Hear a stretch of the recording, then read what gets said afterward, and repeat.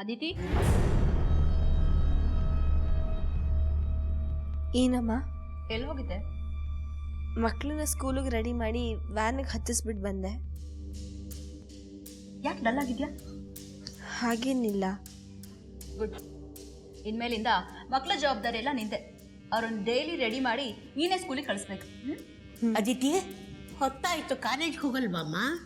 ನಾನು ಕಾಲೇಜಿಗೆ ಹೋಗಲ್ಲ ಅಜ್ಜಿ.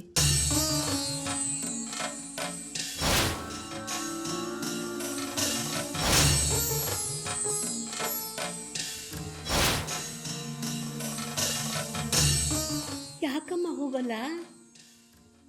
ಮನಸ್ಸಿಲ್ಲ. ಹಾಗನ್ಬೇಡಮ್ಮ. ನೀನು ಚೆನ್ನಾಗಿ ಓದಿ ಒಂದು ಗುರಿ ಮುಟ್ಟಬೇಕು ಅನ್ನೋದೇ ಲಕ್ಷ್ಮಿ ಆಸೆ. ಅವಳ ಆಸೆನ ನಿರಾಶೆ ಮಾಡಬೇಡಮ್ಮ. ಈಗ ಲಕ್ಷ್ಮಣೇ ಮನೇಲಿಲ್ಲ.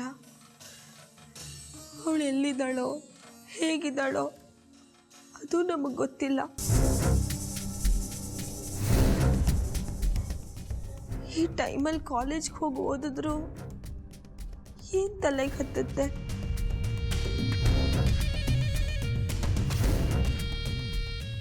ನಾನು ಕಾಲೇಜಿಗೆ ಹೋಗಲ್ಲ. Very good. ಇನ್ಮೇಲಿಂದ ನೀನು ಕಾಲೇಜಿಗೆಲ್ಲ ಹೋಗೋದು ಬೇಡ.